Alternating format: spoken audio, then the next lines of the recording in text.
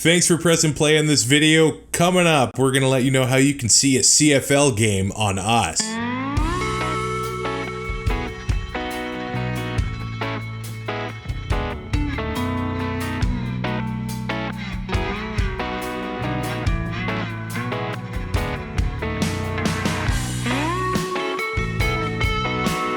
The Two and Out CFL podcast with Travis Currah and Sheldon Jones starts now. And we are after week 6 of the 2025 CFL season, and it was a bit of a wild week. A couple shocking things happened this past week, but Sheldon, we were on the run to 1,000 subscribers last week.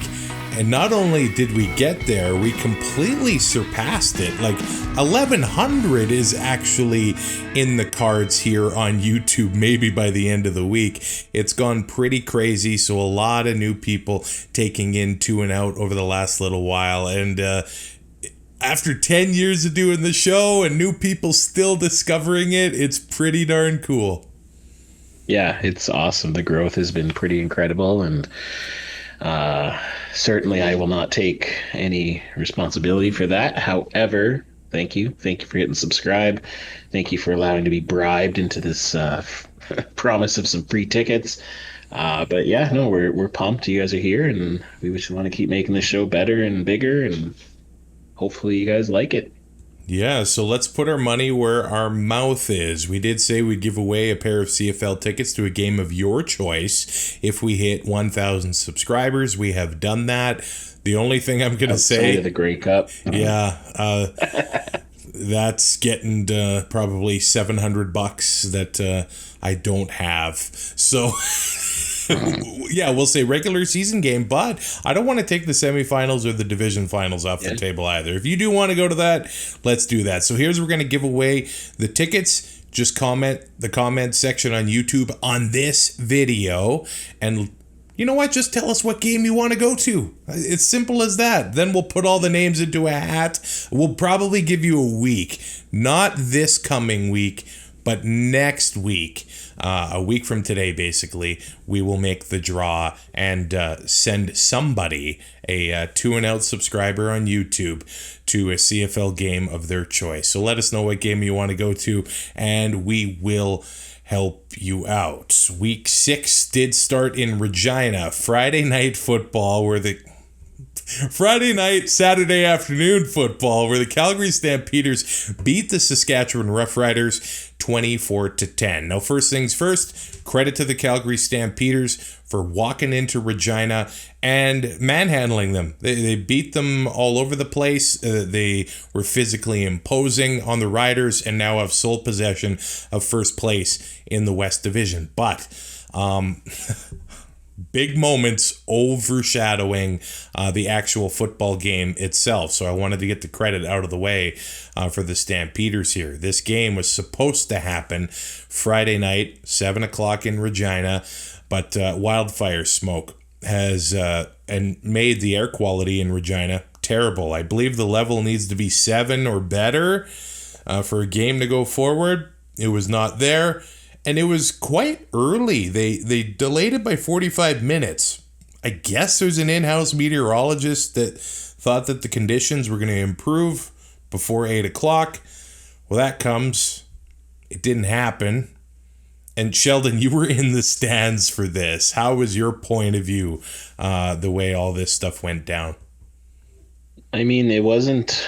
I didn't think it was that bad, to be honest, when we first got there. Like, it was smoky, but I felt like they played in smokier before, kind of. But it just, I also sent out a tweet like the morning of, because like it was beautiful the day before.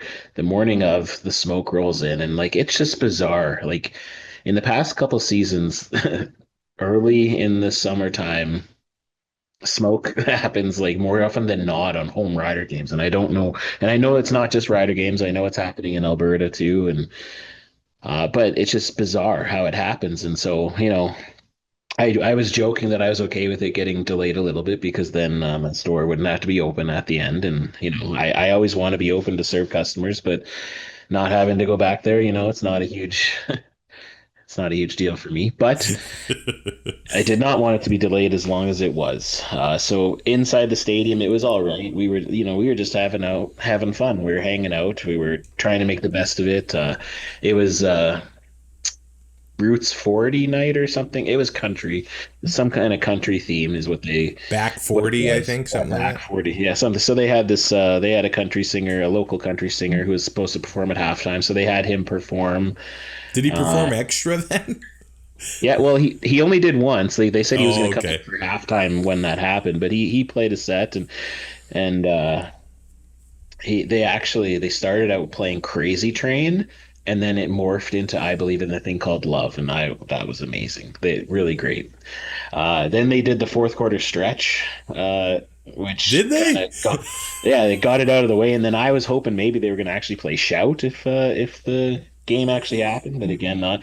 And then at one point, Luke Wilson, who was in the stadium as the on-field correspondent, him and Mark Johnson had a punt, pass, and kick competition against each other down the length of the field, and Luke blamed it on his pants. He didn't want to rip his pants, but Mark Johnson out punted a Super Bowl champion. So I want to He give did?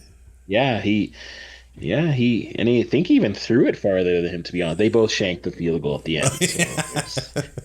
But so they were trying. Like they ran out of country music about a couple hours, and then it switched to just regular music. So I And think I it think was in the meantime, TSN, they folded up shop, I think 90 minutes into the delay. yeah, yeah, yeah, and like you could see like there was play like from my vantage point, I couldn't see any Riders players come out. I heard that Trevor Harris and a couple people were out doing some autographs, but from where we were at the visitor side, a lot of the Stamps were outside. They were trying to see how it was. I guess thought they maybe were going to get to go soon. I don't know, but then they started picking up footballs and were throwing it with the fans, and not just Stamp fans. They were throwing it with Rider fans. I think Godfrey Onyeka was the first one who did it, so it makes sense, former rider. But they seemed like they were trying to get the fans into it. I was very impressed by that. I've come on the show a lot, and I've explained my disdain for Calgary. But you know what? I actually got a lot of respect for them for the way that they were doing, and I got a lot of respect when VA signed because I love VA. So Well, Bart's a Calgary Stampeder season ticket holder. On the result of the game, he sent in an email saying, "We are just as surprised as you are about the success but of this okay, Stampeders team." but and Ryan Ballantine, he sent us a message kind of explaining that the game against Ottawa in the monsoon was maybe a bit of an anomaly, and that their rushing defense and their defense in general is elite, and we kind of saw that on Saturday when the game happened. So, all in all, I just want to give a shout out to everyone in Regina, like the in stadium volunteers, the rider ticket office, all of these people who had to figure out a crappy situation and try to make it work, and then they did make it work the next day. I know there's a lot of extra hours, and they ended up giving season ticket holders a $50 rider store voucher per ticket, which is pretty good. And then anyone who was not a season ticket holder, they got basically a free ticket to a game if they weren't able to make it to the game, I think is how it worked. I'm not sure if it's just blanket or not, but again, kudos to the organization. Even Craig Reynolds, I know he took the podium at the end there and kind of just explained how upset that they weren't able to play for us. But you know, it was what it was. Like it was not fun. Well, the first half of or so was fun, but then it kind of became not fun. But sitting there until almost midnight hoping you're going to play football, but So is what it is. I know that you run on a completely different wavelength than me, and I know it seems like maybe we agree a lot on the show, but our lifestyles are just they align in many ways, but they're completely different in others. I honestly, if they were going to kick off at 11:15 or whatever, I was so jealous of everybody there. Oh. Like that would have been so cool. And I don't know, like under the lights at Mosaic, and you know that the fans that stuck it out that long, they were probably 20% of what was there at the beginning. They would have been right into that game. It would have been awesome. Yeah. Well, don't get me wrong. Yeah, like I felt bad. Like our niece was at the game and she was having a good time, and then she was kind of saying that she was ready to go unless I went over and sat with them because we had different tickets. And so I went over there and she had she got a nice second win and she was dancing, and so I felt bad for the kids who weren't able to get to see something there. But yeah, like I would have been super tired. I probably would have tapped out at halftime, if I'm being honest, if they would have still played. But it would have been history. It would have been amazing. You know what I mean? Yeah. Oh yeah. Like it kind of would have reminded me of like the game in like I think it was 2003 or whenever the big lightning power goes out. Delay, the power goes out, and then the Riders come back and beat Edmonton. Like I'm glad I was there to witness that, and so obviously it would have been cool, but. Yeah, it just would have been bizarre, playing in a state like an almost empty stadium. Like, well, I don't know how that would work because, like, concerts have, curfews to abide by many times. You'd think that the Rider game would have like the same sort of rules. You would think they probably would have turned everything down. Maybe, I don't know. Like, I honestly don't know. So anyway. Yeah. The game can't go. They did say like the last chance, 10:45 warm up, 11:15 kickoff, and then there's one other thing actually. So we were actually sitting right the row in front of us was a group of fans who came from Calgary on the charter with the team. And we saw them down before they were down on the field like when they were supposed to like get ready to kick off, and then they came up and they sat there, and so like the whole time they were kind of like. They were trying to have fun too, drinking it up. They didn't have to worry about driving. They were with the team, so whatever the team did, they get the charter of a lifetime. Well, I mean, yeah, you get to go sleep in the university dorms, But like with the team. Yeah, no, I know, and then it was. Really they got an extra night out of it. But they had no idea. They didn't know what was happening. I don't think they were. Like the team was more concerned about what was happening for the team. I don't think like there was. A player representative for them or anything like that, right? But like there was rumors going around that they were going to stay in Moose Jaw initially. Then there was rumors that Calgary was going to actually have to fly home and fly back. And then like right when we were leaving, that's what I said. I was like, they just said because I think they said it on like the radio that's what was happening. And I said, are you guys seriously flying back? And they're like, no, we're going to the university. I was like, oh, cool. But yeah, so it was just a bizarre, another once in a lifetime kind of thing that hopefully never happens again. I think it's the first time that a game's been postponed in a very long time, obviously. Typically, you're not even supposed to be able to postpone a game.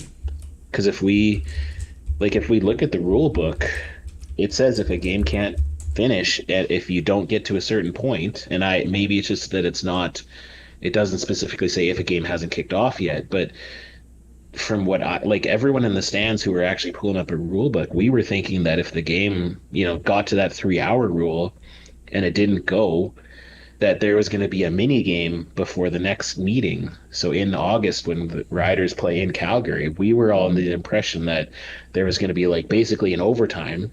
Wow. 2 images each.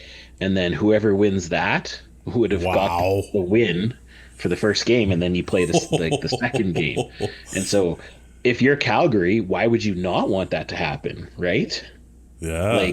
So I'm surprised. I'm thankful to the Stamps for, I guess, playing ball and trying to get this game played, and they were obviously willing to do it right up into the end, and then we did get it the next day. But just a bizarre circumstance, and just another kind of only in the CFL kind of things can this happen, I think. Well, and let's rewind back to 1962. The 50th Grey Cup. It is good year. The Fog Bowl, where the Bombers beat the Ticats 28-27. One of the most legendary championship games of all time. Now, what happens here is the fog rolls into Exhibition Stadium in Toronto. Fans couldn't see the field. Players couldn't find the ball during passes and punts. the refs couldn't ref, so the game got stopped.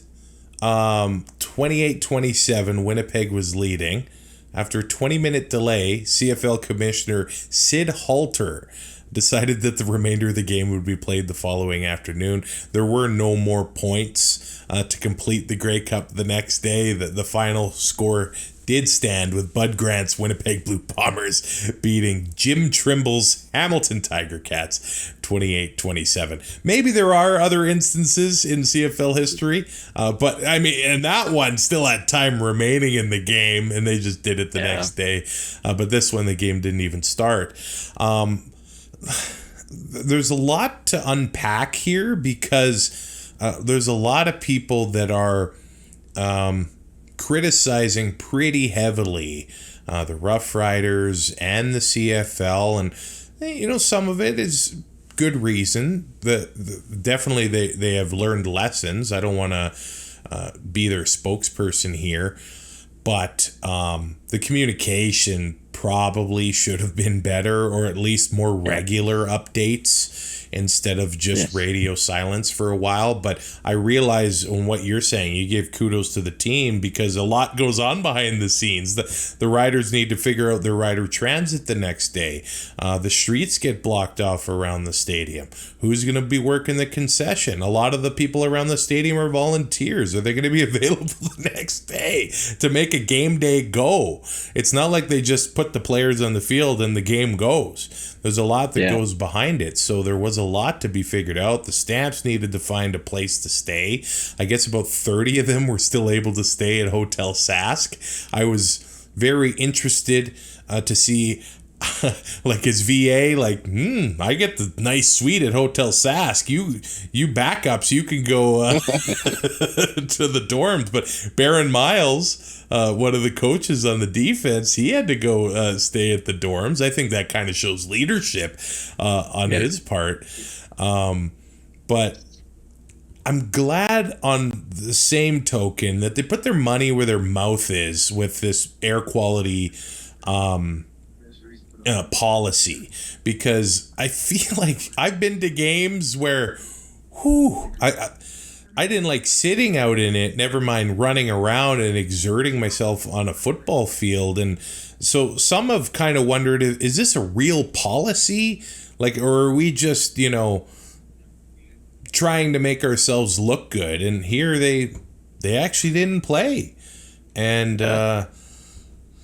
I guess they know lessons for next time if this does how to approach it, and maybe have backup plans in place. But maybe it was clear that there were no backup plans in place, and they were just figuring out as they went.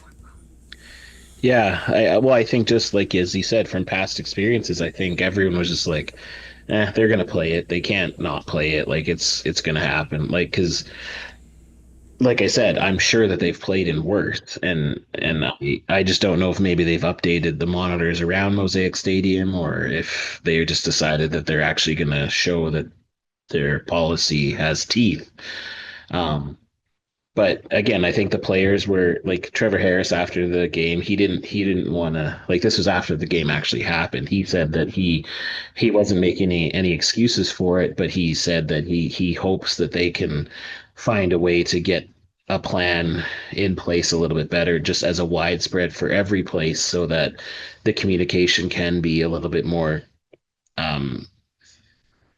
quickly, or they can just let the players be, because they said that they were just standing around, and Coach May said he was on a couple phone calls with the league, but they were just a lot of dead time that they just didn't know what was actually happening. So if they can find a way to be a little bit more clear, because it's a little bit different, I think, when it comes to lightning or a rainstorm or something like that, as opposed to a smoke advisory where you have 20, actually I think there was 27,000 tickets sold, but that many people who are out there breathing that stuff in, and all the volunteers and stuff like that. Because if we're at a place where we're talking about player safety, we have to talk about fan safety too. And I know it's up to us, and we can go home if we want to, and blah, blah, blah. But we are passionate fans and we want to be there. And, maybe sometimes we need to be told, hey, if the air quality is terrible, you need to go home. Let's do this tomorrow kind of thing. But,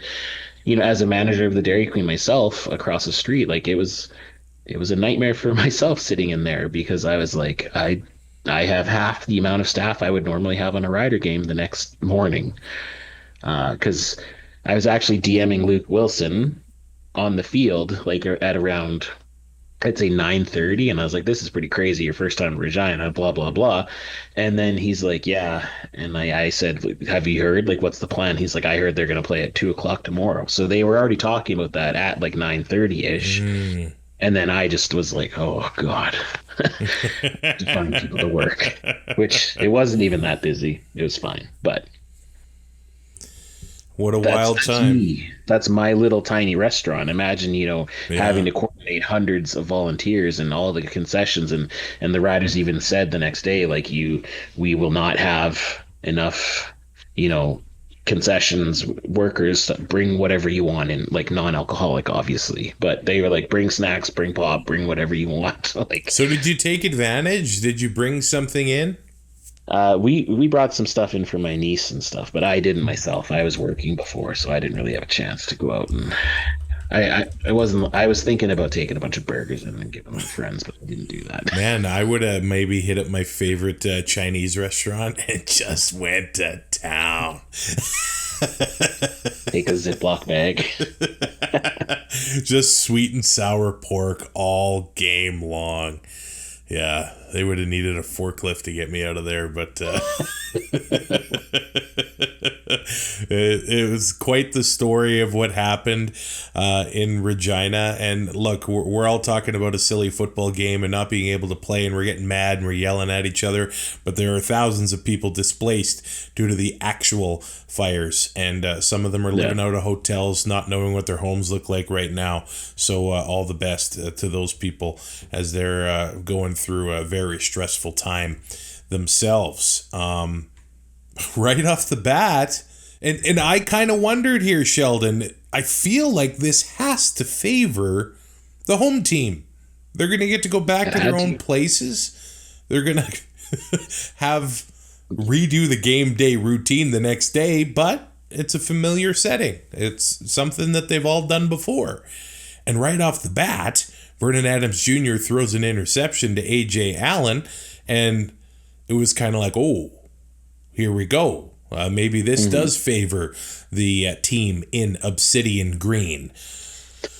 But the Rider offense... I want to make one more point about that Obsidian Green. They were supposed to wear that at a night game, not a game where it's 82 degrees out. And I'm sure they were boiling in those jerseys. Like, there was a reason why the Riders really didn't wear those black jerseys back in the day, like on the hot summer games. They wore them in the night games and the later, so I'm not making excuses for how the Riders played, but when VA threw that first pick, I was like, in my head, I was like, oh, we're going to have ourselves a game. And I was thinking of like the Labor Day, like 55-5 game over Winnipeg or whatever, but that did not happen. Well, and the Stamps, you brought up the game a few weeks ago against Ottawa. Not the most favorable conditions to play football. No. They lost that game. They got through it, and maybe they learned from that adversity and being in uncomfortable situations. And they really took advantage of it here. What shocked me is that right from the get-go, and I know VA had thrown that interception, but it was clear that the Stamps were not going to allow the Riders to run the ball, and they weren't going to allow those Rough Rider stats, the number one rush defense in the CFL, to intimidate them at all. AJ Ouellette, 1.5 yards a carry. Kadeem Carey only had 1 carry for 3 yards. The Riders had been rushing the ball very successfully a few weeks in a row, and the Stamps put an end to that really quickly here. Yeah, it was the only word I can really think of for the Riders was demoralizing. Like, when you're able to run over these teams and you have the leading rusher, and then at the end of the day you only give him 6 carries. Like, They abandoned it pretty quick, and like there was points where I was just like frustrated, like yelling, just run the ball like in the stands because I was like, what are you even doing? But when you can't run, you can't run, I guess. Like it, yeah, it just seemed like whatever Sask tried to do to try to, they had two turnovers in the first two drives, and they went 2 and out on both of them. Luckily enough, for the first pick, they were close enough for Brett Lowther to hit a field goal. Like it just the offense had no answer for Calgary's. I'm gonna say it, elite defense. The successful teams in the CFL, they make you pay for turnovers, and like you said, the Riders were lucky to get that field goal because they took it over basically at field goal range. But the others, they couldn't do. They got lucky that Dedrick Mills. It's kind of a funky rule where he fumbles it. AJ Allen recovers it. No, Revis recovers it. Allen forced it, and then Revis fumbles it. And I think what Dedrick Mills was thinking, if you punch the ball out of bounds, then you're going to have possession of that football. But it's different if you fumble it out of the end zone. So last possession went to the Riders. They got the ball at the 30. If he just tries to grab the ball instead, then it's probably touchdown Stampeders. So a few things went down where the Stamps could have had a bigger lead here because there was also an adventurous a fumble from the returner Horton, right? Like the Riders were forcing turnovers and were just unable to do anything with them. Yeah, I think special teams was like in the first half at least, special teams was the only, like, they were the only teams doing their job. Like that first pick that VA threw was just, it was a gift. Like there was no way they were going to drop that. Like it wasn't. It was either overthrown or underthrown, like just in between two receivers, I think. But the defense was just letting Calgary do whatever they wanted. Like they held them to only one touchdown in the first quarter. Great, but it just whatever soft zones or whatever you like, zone man, whatever that Corey Mace was calling, like VA was just able to have time to find where those open spots were, and he was just able to dink and dunk and even take big plays too. But just he had his way with the Riders defense in the first half at least. Picton had a fumble in this one. Yeah.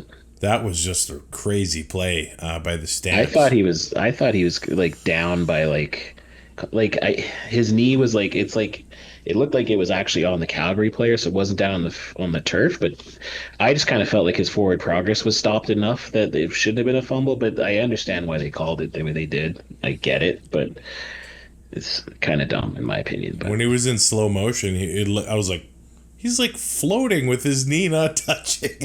Yeah, it was weird. It was wild. But then Trevor Harris gets hit by Clarence Hicks, and what a game he had on that Calgary defensive line. He was causing all sorts of troubles for the Riders. And after Trevor Harris fumbled that ball, well, Vernon Adams Jr. hits Eric Brooks for a touchdown. It was Calgary's second of the day, and we go into halftime 17-3, and that's not even mentioning the Damian Alford touchdown there.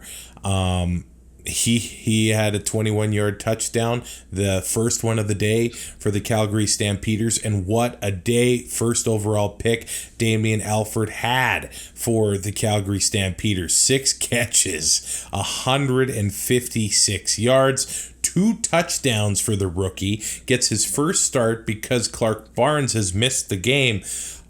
We talked about it last week. The rookies that are contributing this year, it's wild. Damian Alford for the Stamps. Look at the game he just had. Devin Verisic for the Ticats, first round pick. Keelan White, first round pick for the RedBlacks, has a touchdown this week. Christopher Fortin for the Calgary Stampeders starts at center, a first round pick this year. And the O-line, like the center is the quarterback of that whole line.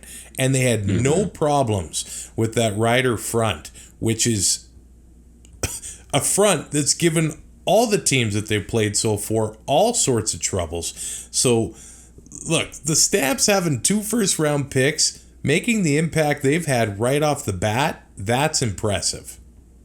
Oh, super impressive. Like, when you have a quarter or a center as a rookie, like, that's just, I don't know many teams that actually trust a center to be like a rookie center to actually play a game. Like, you have to know what you're doing. You have to be able to help your other guys out on the line, calling out plays, calling out coverages. Like, it's unreal. So hats off to him, and hats off to Alfred. Like, what, like, I think it was Brooks Jr. on the coverage of that big long when he just bit on Vernon Adams rolling out. Which, that I think it was Brooks's first game starting too. He's starting in place of Campbell. Yeah. So that was. I'm used to it, just to be honest. Every time the Stamps come to Saskatchewan, there's always like a huge, touchdown. And if Jake Mayer was able to throw it on us a few years in a row, I knew VA was going to be able to do it too. But the thing is, that was I would say it was like 60 or 80% of VA's passing yards in the second half. So the Riders were able to make some halftime adjustments. It's just not quick enough, I guess. Well, and the Sheldon Jones special on his fantasy roster was Joe Robustelli you kept him on, right? I did, but I don't want to talk about fantasy. I got like There's 2 no way points. You did worse than points. Me. I got 2 points. When the Elks and Lee Sea Lions game started, I had 2 points less than I finished with. And 2 players playing for the Elks, okay? So I don't think you did worse than me. I got like 102 points. See, I was in the 60s, so... Okay, well, still, I was just... Rankin got me like 0.4 points. I had Rankin and Trey Ford. Robustelli, 11 catches, 191 yards, and a touchdown. Look, this Rider team put up 10 points, and Harris threw for 425 yards. A touchdown. Well, yeah. So let's talk about that, okay? I was completely on board with the calls to go for it when they were deep on third down. However, the play calling was terrible. If you're not going to have a quick pass that Trevor Harris can just throw to, and you're going to rely on him rolling around and running why the hell didn't you put Tommy Stevens in to do that? Because at least then you could have had the threat for a run. You could fake it. You could to me, if it's, 3rd and 4, 3rd and 3, put Tommy Stevens in there. But at the same time, Lowther missed 2 field goals, and the Riders gambled from deep inside 3 times. If all those became field goals, again, ifs and buts, the Riders win this game. So that's how close it was when it absolutely shouldn't have been. The Stampeders should have scored 50 points in this game, if I'm being honest. Like, I don't know how they didn't.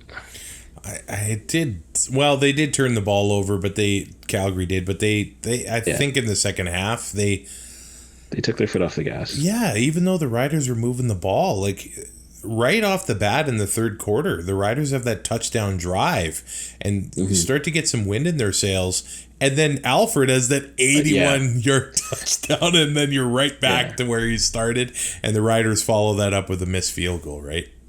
Yeah, I think if the Riders would be able to force a 2-and-out there and get their offense back on the field with the momentum, I think it would have been a completely different game. But yeah, like the game before when Trayvon Campbell took that touchdown right at the end of first half, that was the turning point. The Alfred, touchdown was definitely the turning point in this, even though I guess there didn't really need to be a turning point because Calgary was just in lockdown mode ever since the second drive, basically.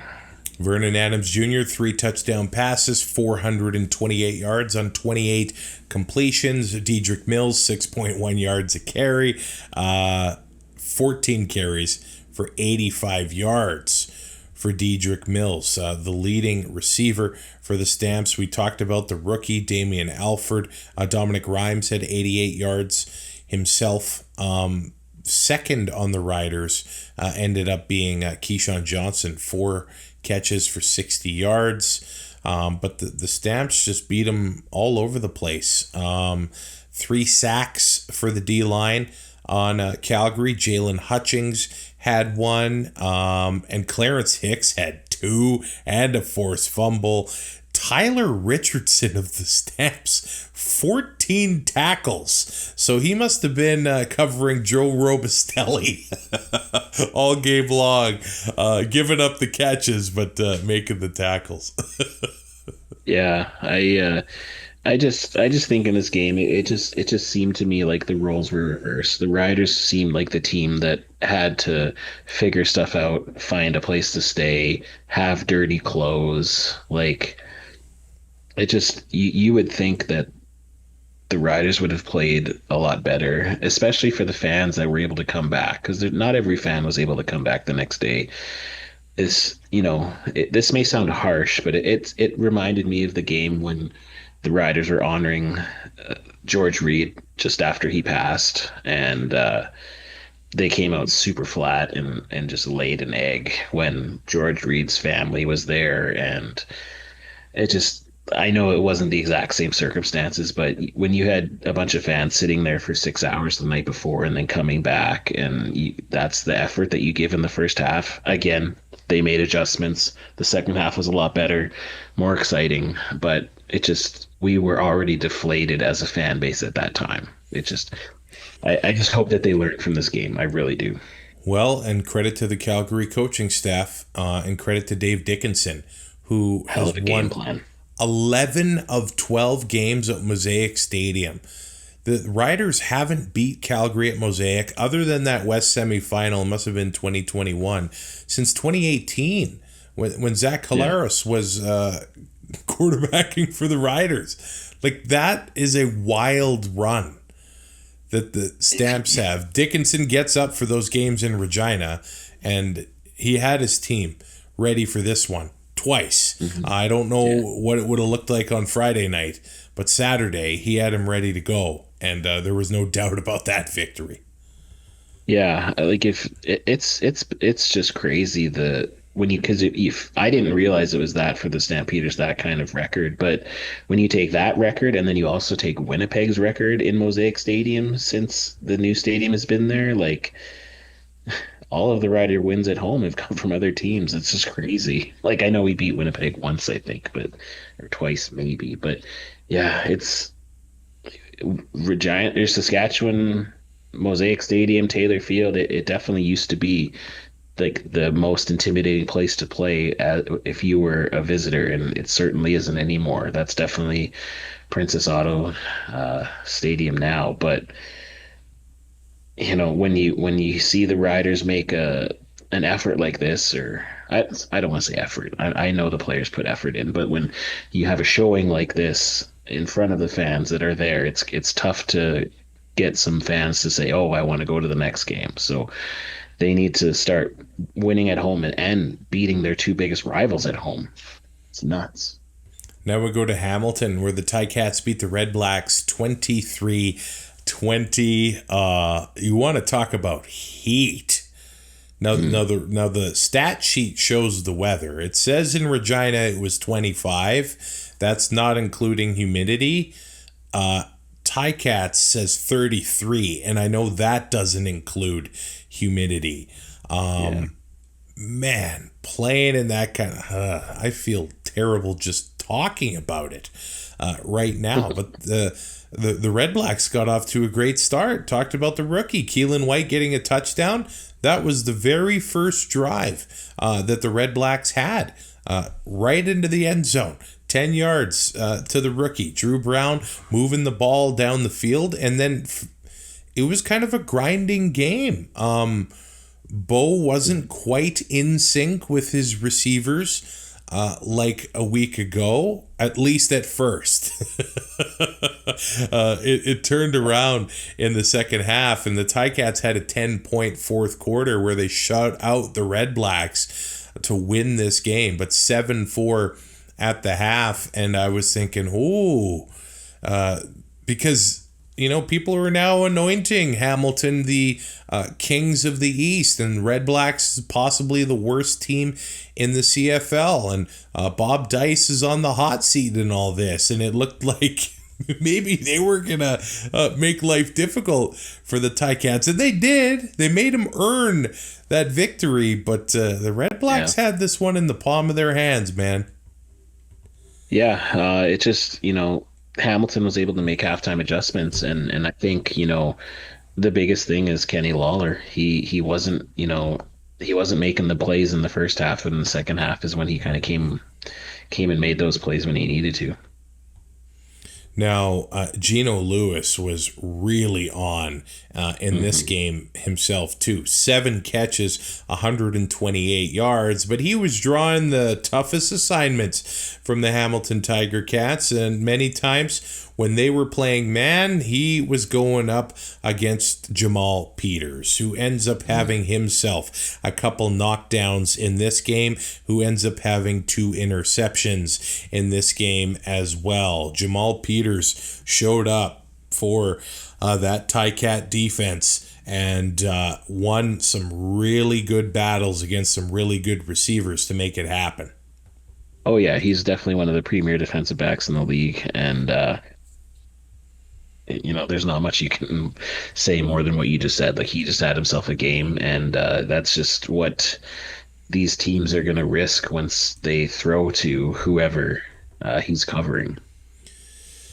And Kenny the King, he ends up, coming alive in the second half, and he makes another absolutely ridiculous touchdown catch. Like, the highlights he's had in black and gold through this part of the season is enough for almost a career of solid CFL receivers. The show he's been putting on is just crazy. Yeah, I think it's pretty safe to say that Geno and Lawler are the top 2 receivers in the league, and it was just awesome seeing them kind of just try to go shot for shot and try to outdo the other one. I know, at the end of the day, 2 touchdowns is better than no touchdowns, so that's what they play for. But it's just so exciting seeing Geno. He just reminds me of SJ Green. I don't know why, but that's who Geno reminds me of. Just the way that he's able to make these catches, and Kenny Lawler reminds me of Jerron Carter, actually, in his prime. And both of those guys were just so fun to watch. So it's good having those type of players just to be able to still watch. Yeah, and when they go head to head with each other and they're in the same division, I love stuff like that. All the talking here. Now, there's a couple moments in the second half here where I think maybe the wheels fell off for the RedBlacks a little bit. And what happened here is that it was right at the beginning of the fourth quarter. Now, Khalil Pimpleton, he's an electric player. And with Devontae Dedmon out, he's been returning punts. And right at the beginning of the fourth quarter, it's 20-13 RedBlacks, and he takes it 105 yards to the house. And I thought that was a pretty garbage illegal block that ended up getting the flag. We've seen some flags stay in pockets, I thought, for more egregious penalties. Bob Dice did challenge it, but I think it's one of those things where they made the call in the field. Maybe by the rule book, it's a penalty, but to take that 105-yard play off the board because of that hurts the RedBlacks hard. Yeah, it's demoralizing because you get that high of doing something like that, and you look back and you see the flag down, and then you have to try to regroup, and then in that heat. Drew Brown in that heat. Yeah, you got to regroup. You have to try to, settle yourself down to execute a play. And then what happens the next play? Drew Brown throws an interception, right? And that was, I thought, the turning point of the game. The RedBlacks did not have another point from that point forward. After the interception, Mark Leggio gets a field goal there. He's now set the record for most consecutive field goals for a Ticats kicker. I think it was previously held by Luca Conji, actually. Luca Conji's a great guy. Great name, I thought, too. And then Khalil Pimpleton actually fumbles one of the next punts. And the way that Bannatyne, the rookie, we're going to find out where he's drafted. Another rookie, the third-round pick for the Hamilton Tiger Cats, the U of A Golden Bear, Mac Bannatyne, makes this crazy recovery. It kind of looked like it was accidental. He's flying by and he pinned it against his leg, but the rookie making an impact. But the RedBlacks with the goal line stand, like there was some drama in this game.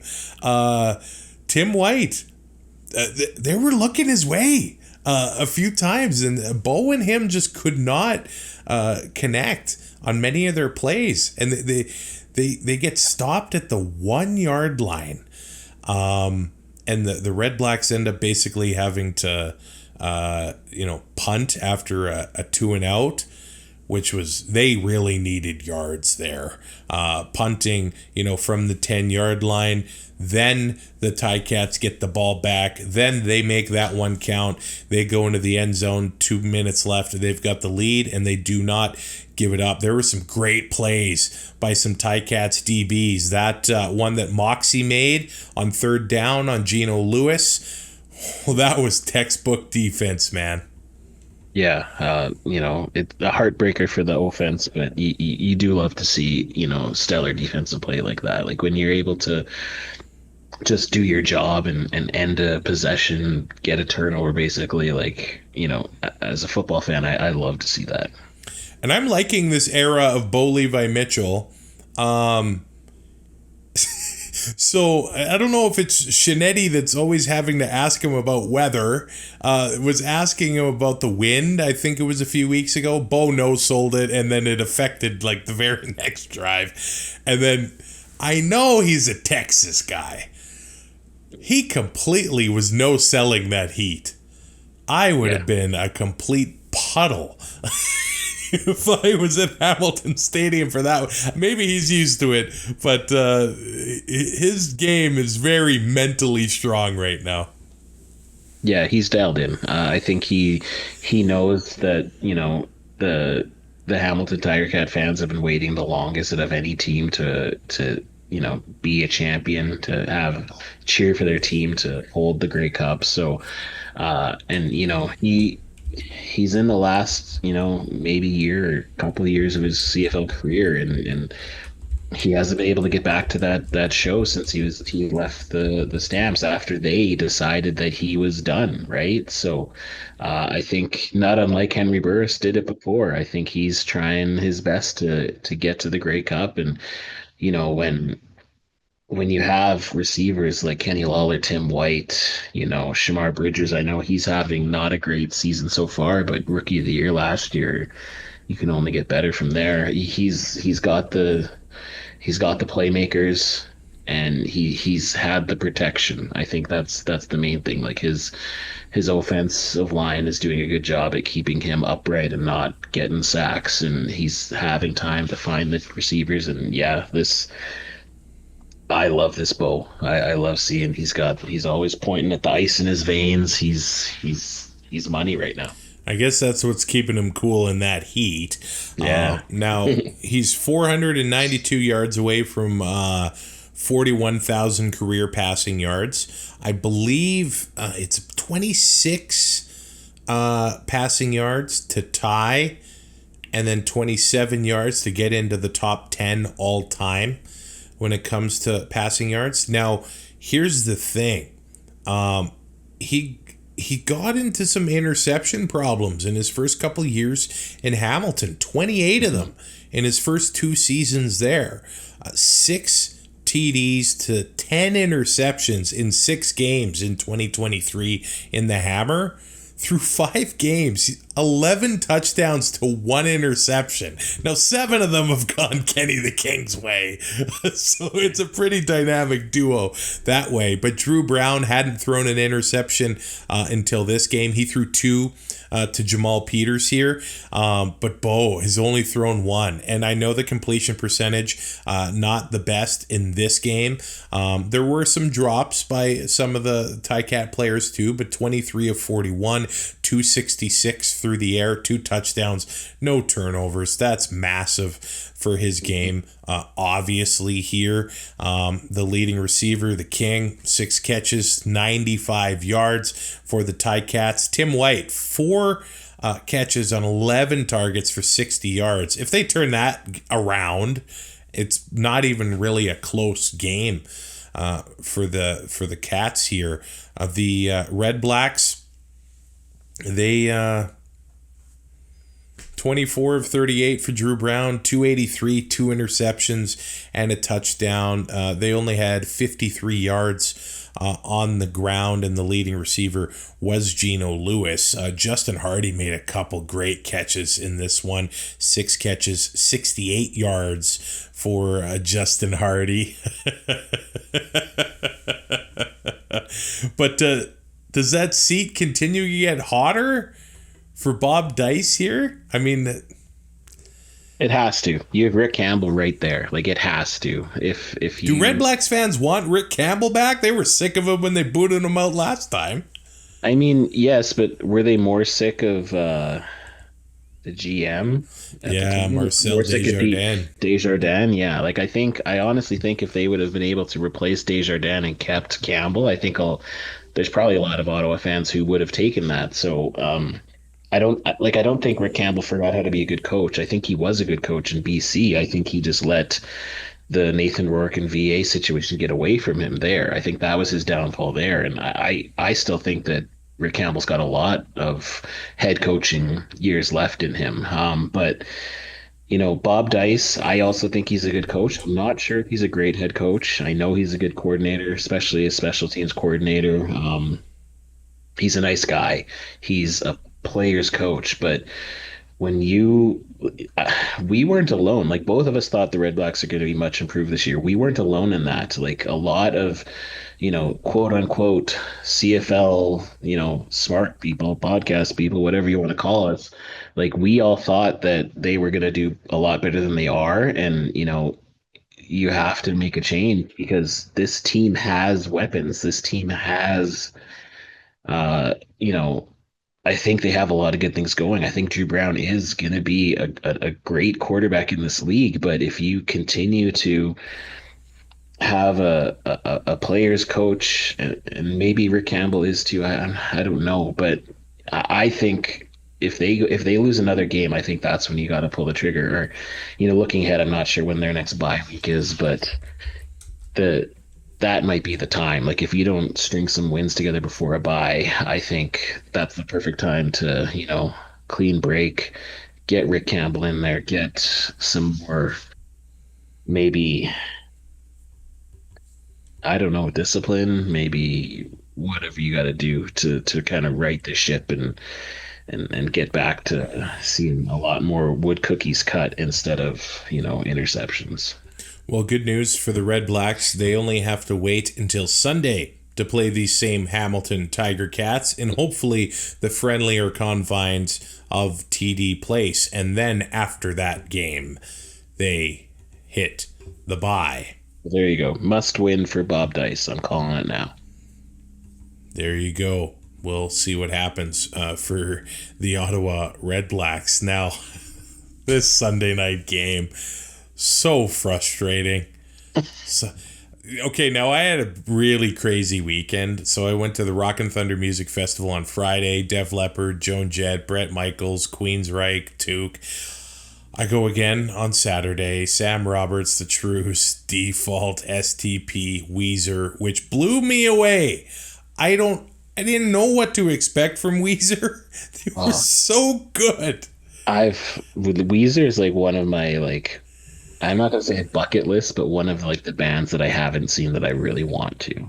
Like when you sent me you sent a couple clips and they look awesome. Oh, Say It Ain't So hit, Buddy Holly hit, Hash Pipe hit. I'm singing along with the video. I ruined my own video. We could hear it. Yeah, don't worry. Don't worry. I was trying to hear Rivers and we could hear you. I'd make a good background vocalist, I'll say that, if they turn my mic down. Maybe. But the BC, and then actually Spruce Grove, the Rotary Club, does the Rib Fest. So I judged that on Sunday. Brisket, ribs, sauce. What a then life. Straight to combo. It was a rock star weekend. A lot of McDoubles got me through.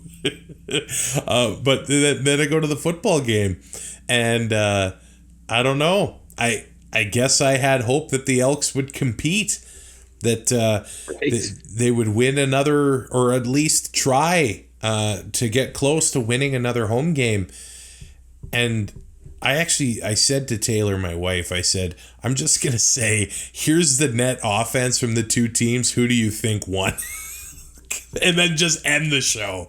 Like, BC, 519 yards to 160 yards for the Elks. Listen to this time of possession. 42 minutes, 54 seconds for the Lions. 17 minutes and 6 seconds for the Elks. Right from the start, Nathan Rourke was an absolute surgeon.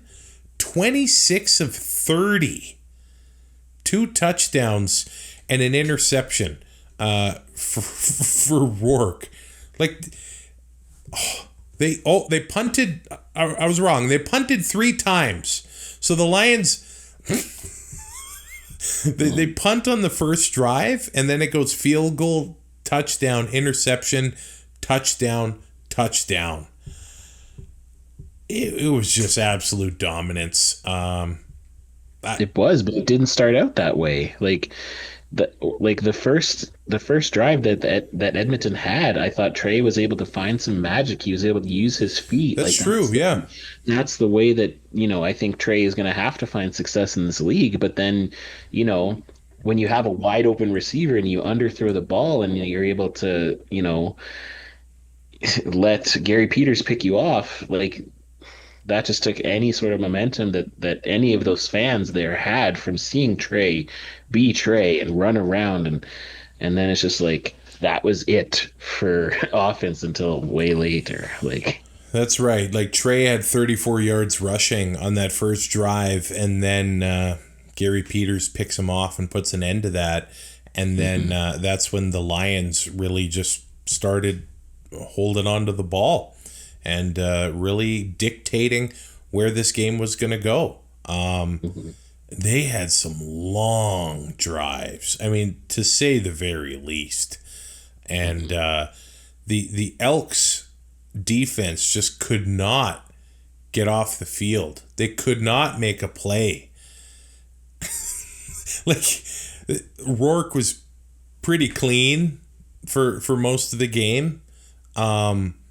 But you're right. Like, Sean White puts the Lions up 3-0, and the Elks defense is running all over the place trying to get off the field. They can't. And then the Elks follow that up with a 2-and-out. And it did seem like Trey was making the right reads, but just wasn't executing. And what do? Now, at times, like, there was a drive in this game where, I mean, the Elks are starting from their own 1, and they try to hit him with, like, a 40-yard pass, and the Lions DB just knocked it out of Keon Julian Grant's hands. But then you're in 2nd and 10 on your own 1, and then you become very predictable for those Lions defensive backs. Yeah, as frustrated as I was with the Riders offense in the first half, like I just couldn't imagine being there and cheering for the Elks and seeing that. You know, I thought I thought the Riders were playing way too conservative with their play calling, like short pass, short pass, short pass, short pass, try to run. But it just seemed like the Elks were just trying to get back into the game with every play almost, and it just, you know, you have to be able to go back to basics and be like, listen, we haven't got a first down in how long? We just need a first down. We don't need a touchdown this play, and so in past I've really liked the offense that the Elks, like in the past couple of games, like even against Winnipeg in the loss, I thought that they were doing a lot of misdirection, a lot of good things, but it just seemed like none of that was happening in this game. When they were able to move the ball in that first drive, it was just because Trey ran for it and got a couple big first downs. So yeah, just whatever it wasn't working. Maybe they should have went to Cody earlier. I don't know. It's still tough. You're still in that, I guess, how long of a rope or a leash do we give Trey? He hasn't had that leash in the past couple of years, and we want him to be the guy. They want him to be the guy, but is he the guy? I don't know. I was hoping for a lot better for him for this game. Well, Killam did say that he wanted to get Cody on the field for the fourth quarter. And at the beginning of the fourth quarter, it was 29-7 BC. And BC gets the ball, and they proceed to take 9 minutes and 22 seconds off the clock. And actually, Cody got lucky because he gets sacked. But then they call it a tripping penalty on BC, so that ends up extending the drive for Edmonton, and it ends up into the end zone for Curly Gittens Jr. So we will see what's going to happen on the next game. Now, they're on bye, but you remember what Winnipeg did in Calgary before the bye? They just laid an egg. I don't know if that's what it was for the Elks, but the opportunity they had to create some momentum, and they didn't even need to win, really. They just needed to compete, and it just wasn't there. And maybe a big part of that was when Jake Ceresna went down. Now, I don't know if this is what happened, and I don't know what they said on the broadcast. A guy on the train, he speculated that he dislocated his knee and then dislocated the same knee again.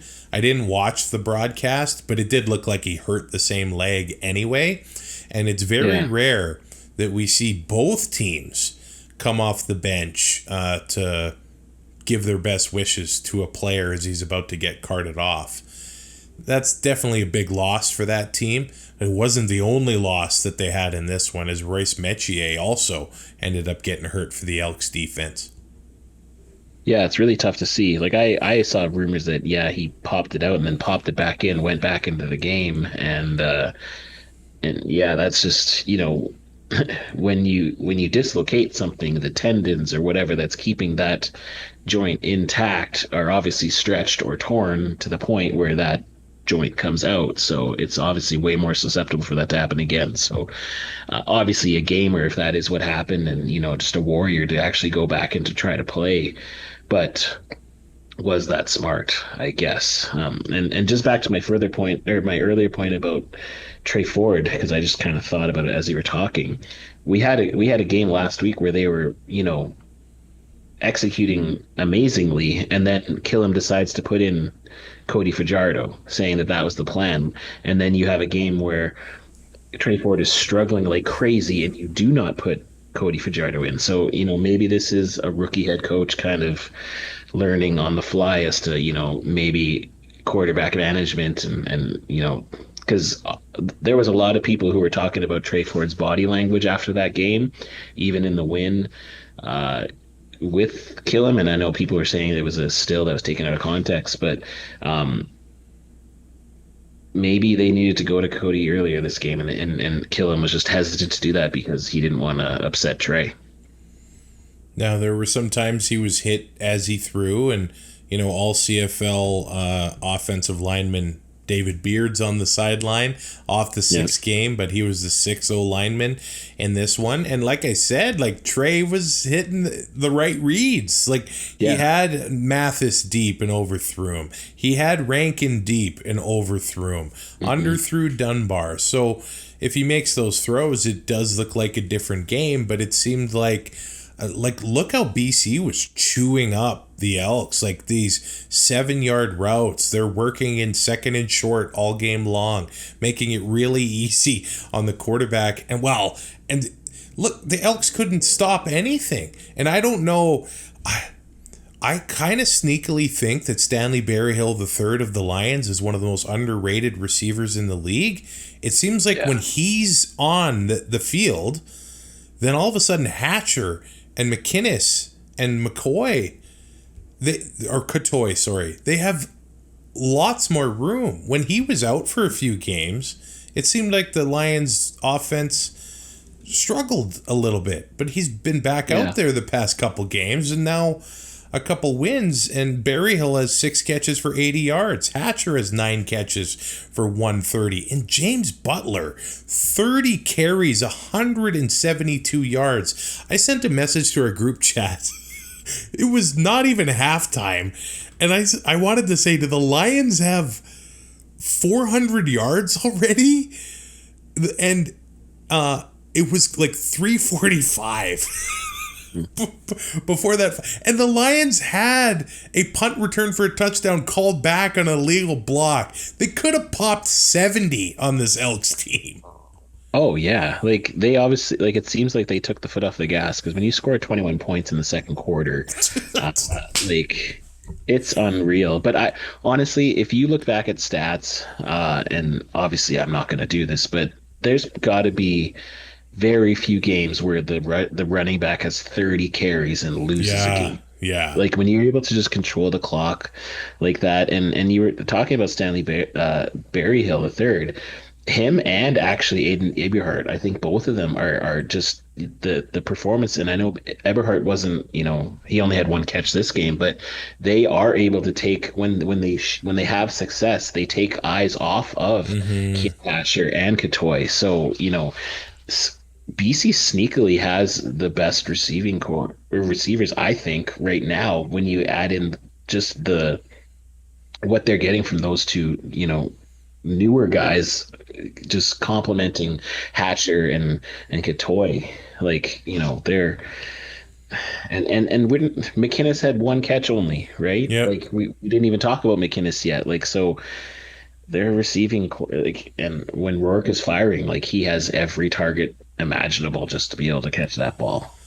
So what are you doing with Trey Ford if it's your decision? Because all the talk heading into this game was that he's improved every game. He had the perfect quarterback rating a week ago. Now 4 for 12 for 34 yards and an interception. Abysmal. He'll tell you that. But now, do we flush all that other stuff? At the end of the day, it's pro football. You have to win. They signed him to a 3-year contract.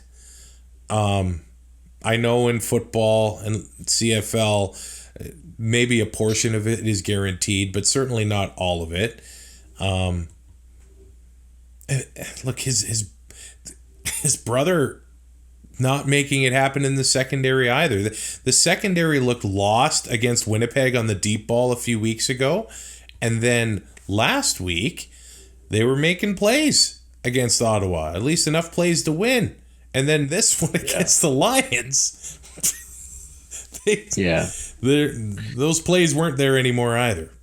Well, when you look at and you see that Tyrell Ford only had 4 tackles, that just means that they're not throwing in his direction. Yeah. It's tough to say that he's not contributing when, he's not having as many chances to contribute. But that's fair. I think that you have to take the good and the bad of Trey. So he had a perfect game, quote unquote, and then he has unperfect, terrible game.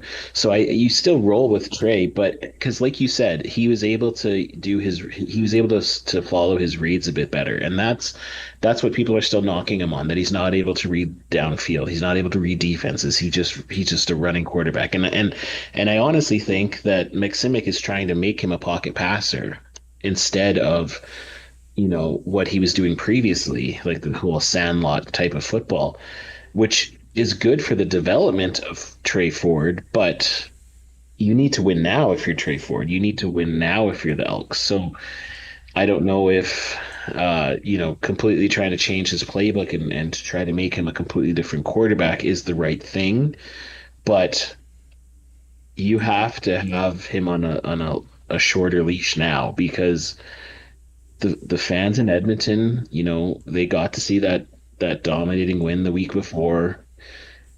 Spirits get up, they're excited, and then you lay an egg like this, brutal. So it's the bye week now. They need to figure stuff out. They need to they need to figure out what kind of offense they're going to have. If they're going to be doing pocket passing, if they're going to try to do that, then maybe Cody's your guy. I don't know, but you need to. And that next game is against the Riders at Mosaic Stadium. Yeah, where Trey Ford's done well before. They're going to get 400 yards passing. They made the Taylor Cornelius look like a $1 million man. Yeah, I know. Yeah, I know. I know. Yeah, so I don't know. Cody. Starting Cody against the Riders, that'd be pretty funny, actually. But I don't think you're not giving up on Trey Ford yet. He is your guy, but again, like I said, you got to let Trey play to his strengths. And yeah, the last time that Trey played in Regina, they played really well. Javon Leake especially. So we'll have to see how it goes. But shorter leash. That's my coaching decision, I guess. Now, speaking of Javon Leake, I don't know if any of this came off on television, but okay, this game did get nasty at the end. The BC Lions D-line overwhelmed the Elks O-line, and the left tackle ended up the left guard took a hands to the face penalty, but then on the same play, the Lions took a spearing penalty. So that gave the Elks some free yards at the very end of the game. Can I just say something? Yeah. It's ridiculous that spearing is not an objectionable call. When you're spearing and launching your head... If you're going to get a 25-yard penalty, why are you allowed to stay, Exactly. Like player safety. If you're using your head as a launching point, you're trying to injure somebody. You're not playing within the rules of the game. You should be kicked out. Like it's no different than in the NCAA. They have targeting. Like every time there's a spearing penalty, you need to go to video replay and see if it is in fact that, because maybe in live speed they call a spear and it might not be a spear, but if it is a spear, he should be kicked out of the game. Sorry. So that contributed to the Elks getting their touchdown with Curly Gittens Jr. because there was 35 yards penalties on that one play. But while there's a lull, and actually several times during the game, I believe when Nick Kowalski was previewing the BC Lions with us back in the offseason, you can go back and watch that. I think he said the Lions secondary is playing left and right. So Gary Peters was going to be playing on the same side of the field, and he was on the Elks sideline every play. Uncle Gary was giving it to the Elks, and many times Javon Leake was getting involved in this, and it might have been the lull where there was the spearing. Uncle Gary's helmet came off. It looked like there was going to be a fight there, but he was talking to that Elks sideline all game, and I don't think the Elks were handling it well. And Uncle Gary was at Edmonton Elk in 2016 and in 2017. That's going back. That's how long he's been playing. And the level that he's playing now still is wild. He had to be in the Elks' heads, and they weren't handling it well. And here we are in July. The Lions have won the season series with the Elks, and the record now is falling deeper and deeper. And this game just showed me that Buck Pierce is more ready to be head coach. They outcoached, they outplayed everything. The Edmonton Elks on the road, and the Elks are, after last week's win against Ottawa, I thought they'd be able to put some momentum together. It was not there, one little bit, and this thing could spiral in a hurry. We'll see what they can do in Regina soon. And speaking of Regina, those Lions are hosting those Roughriders on Saturday. So those three teams, we're going to see how they mix and mash against each other. I was just going to pull up our CFL Podcast Fantasy League results. I'm assuming we both had losses. I haven't even checked, but I just assume yes. Which means I'm like on a 4-game losing streak. Are you? I believe. Yeah, I'm probably in last place, to be honest. Ooh, there's no way you're in last. Because you'd have to be behind me. Yeah, I was last. I've only won 2 games, I think. I've only won 1, so... Okay, so Q and Out CFL Podcast is the worst. That's fantasy football. That brings me to this next point. Starting this coming week 7, our subscribers on Patreon are going to be able to take part in the Patreon exclusive fantasy league. The link is up on our Patreon page. So if you do want to support the show that way and take part in that, you can find the Patreon link in the show notes, all our social media, the website, twoandout.ca. I'm glad that this past week didn't count, but I'm not confident that things are going to improve going forward. So yeah, going by how we are at fantasy football, one of you is going to win a CFL jersey. Yeah, so of your choice. I was dreaming of the jersey I was going to get, like a Noel Prefontaine Argo jersey, a Paul Osbaldiston, a Ticats jersey, or a Louis Pasaglia Lions jersey. That's kind of what I've narrowed down to. But I don't think I'm getting the jersey. If you win, I'll buy you a jersey too.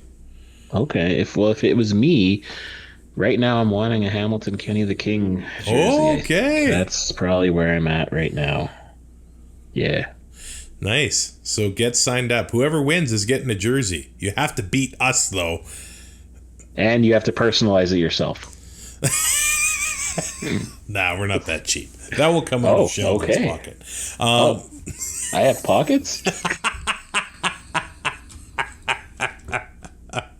Remember to comment on this video with which game you want free tickets to. We're celebrating 1,000 subscribers. We want to send one of you to a CFL game of your choice this season. And we'll put all the names into the hat and make the draw in our Week 7 recap. Week 7 is here. Chad Kelly still a non-participant at Toronto Argonauts practice as they prepare to play the Alouettes on Thursday Night Football. And Sheldon, Week 7, we're going to see the return of Milt Stegall to the CFL on TSN panel in Winnipeg. That's going to be a special moment for Week 7. For Sheldon Jones, I'm Travis Currah. We love talking to you every time we turn on these mics, and all about the Canadian Football League. So take care of yourself and each other. We will talk to you soon on Two and Out. The Two and Out CFL podcast is written, produced, and hosted by Travis Currah and co-hosted by Sheldon Jones. Subscribe to Two and Out on all major podcast platforms and YouTube to keep up to date with future shows.